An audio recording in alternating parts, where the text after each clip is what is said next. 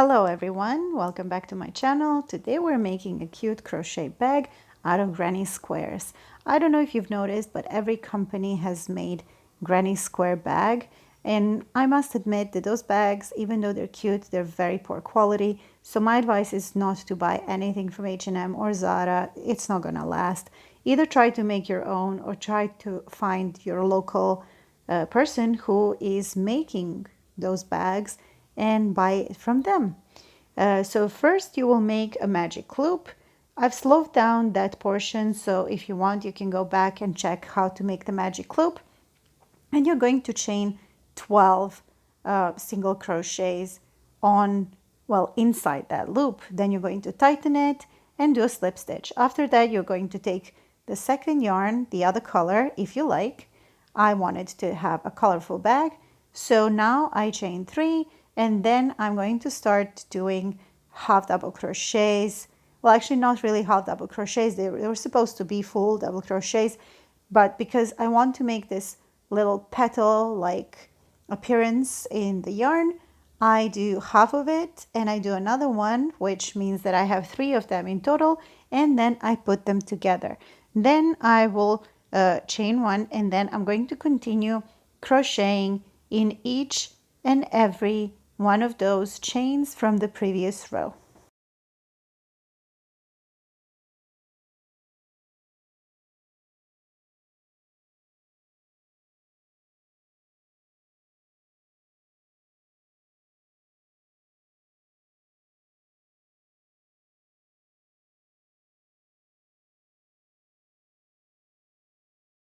And here the row is done. We just need to do a slip stitch in the first chain on top of those 3, and then we're going to introduce the second color, and we're going to start repeating everything with a slight difference.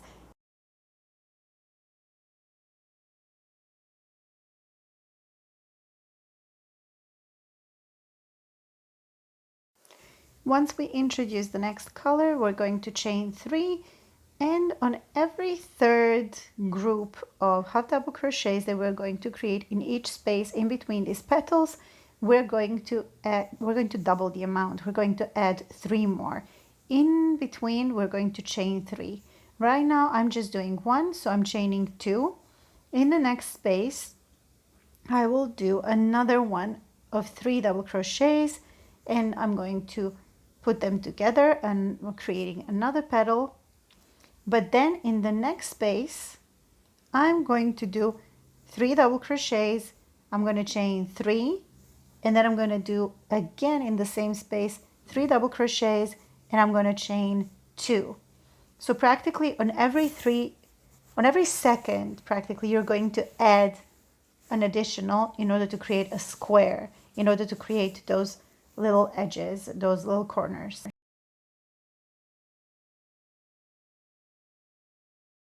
And here you can see what I was talking about. We have double, and then we have single of 3s, and then we have double of 3s again, and in between the double of 3 half double crochets we add chain of 3 in order to create that little corner. When we finish with this, we can introduce another color. You can stop here if this is the size that you want, but you can continue adding as many colors as you want to, as many rows as you want to. You're just going to follow the same pattern. So if you want this to remain square, you are going to do exactly the same thing as you did previously for the square portion. Every time you reach a corner, you're going to do the same. You're going to chain 3 half double crochets, you're going to crochet 3 double crochets, and then you're going to add 3 chains, and then you're going to do again 3 half double crochets.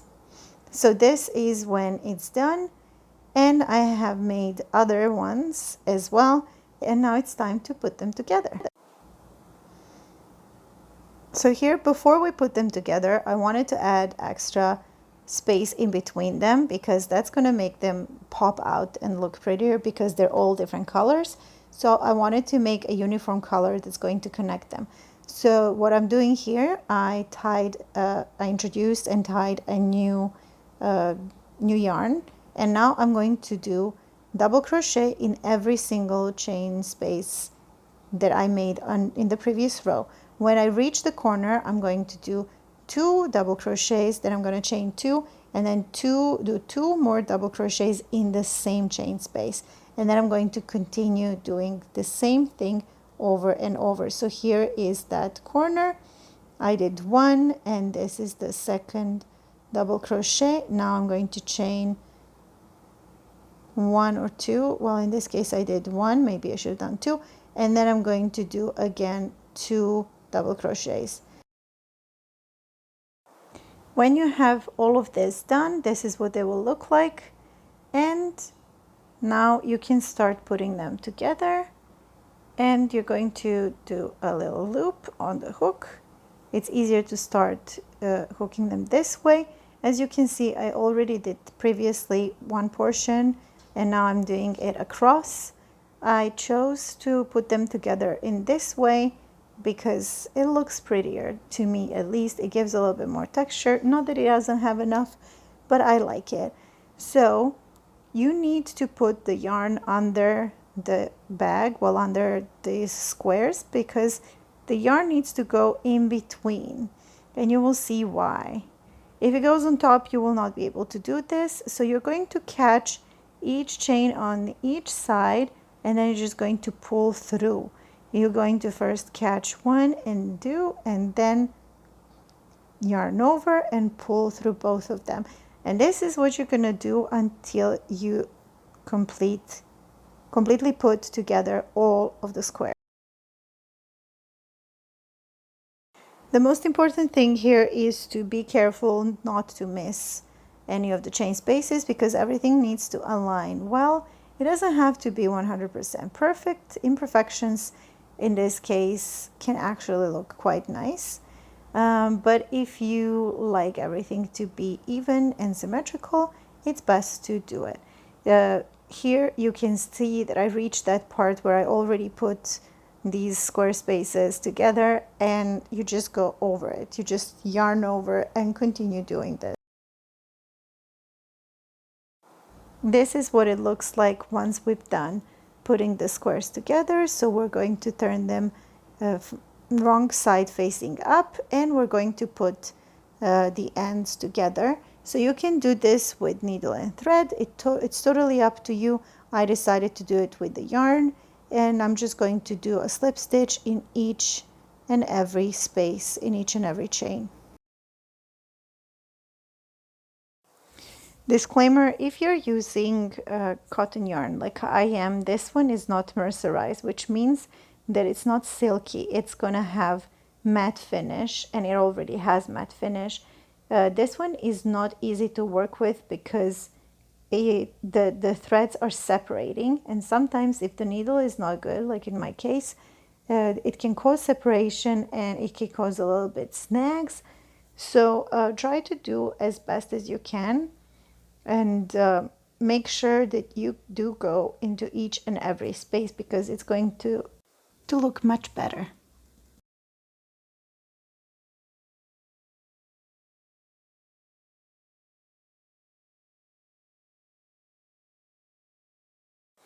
These are the straps that I already crochet. Well, this is just one strap, and I'm going to show you now how I did it. So first you're going to chain 7 little loops on the hook, and then you're going to find the back of it, and you're going to pull your needle through your hook through those loops. As you can see right now, I'm chaining 7. You can change the number. It's totally up to you. I decided to chain 7. You can chain 10 if you desire. So you need to find this little line that goes horizontally, and it's right behind that chain that you made. And you're going to go through it, and you're just going to loop each and every one of them on your hook until you reach the end.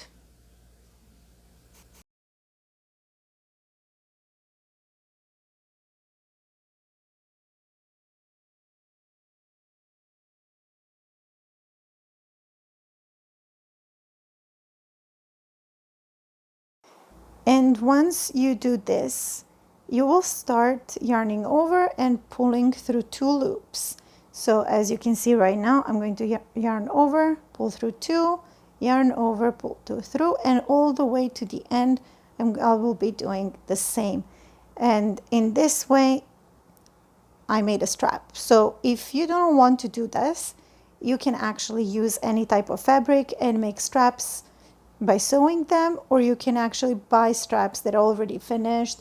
It's totally up to you, whatever is easier. I prefer to make this everything by myself. So in this case, that's why I do this. And it's very easy. You should definitely give it a shot.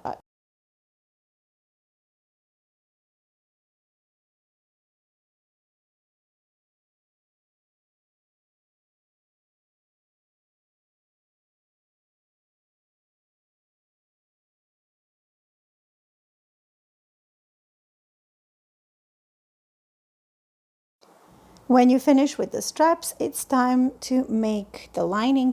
And lining is very easy. You just need to measure the bag, the width and length of the bag. And then you're just going to cut, the square or rectangular piece of fabric, depending on the sizes that you need, dimensions and everything. But make sure to leave a little bit of extra material on top, because you will need this to create nice and even and finished seam allowance, because we need to sew this together and we don't want to have any fraying edges. Also, at this point you will add the straps, and it's best to try to use the little pins in order to put everything in place. So here you can see me pinning everything, including the straps, and I'm sandwiching them between the lining and the inside of the bag because I don't want them to be visible on the outside. The lining of the bag is folded on the inside so that that fraying edge is not visible at all.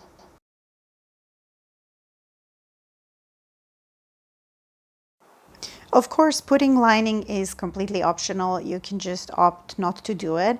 I liked it because it makes everything look finished and polished, and it makes it look like it's high end compared to like just being a bag that's made at home. And lining should be made with some fabric that's going to have a little bit of sturdiness if the yarn that you used is soft, like this one. But if you use t-shirt yarn, lining is completely optional because this bag will hold its shape and it's actually like perfect even without it.